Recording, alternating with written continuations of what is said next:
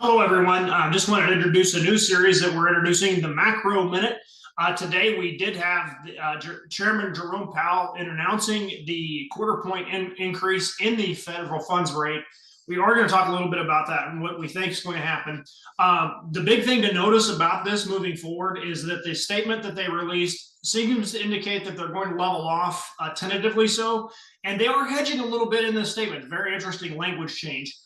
The big thing to note about what's going on with the statement is that there is currently a tension between 5% or so inflation and we've seen with some banking stress. So they're a little concerned about the banking system. And so we have to see how that plays out. They're kind of in a rock and a hard place in that scenario, and seeming that continued increases in interest rates may continue to create further stress in the banking system. So they are concerned about that. We will want to take a look at this closely. I highly recommend following the CME rate forecast that gives you an indication what the market thinks is going to happen.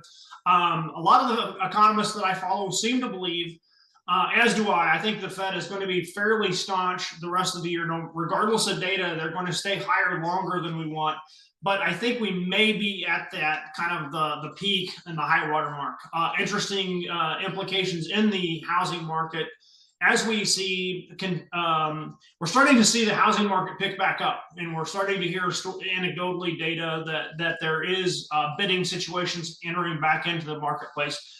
We are in the residential space in the lending side, so we do hear stories of competitive bidding entering back into the picture. So in terms of interest rates, we may be at the high water mark for residential rates, and that might change the game a little bit. So I want to thank you, everyone, for joining us. I just wanted to fill you in with what happened today and add our little piece of commentary on what we think is happening. And if we can be of any service, please DM me, and we look forward to chatting further.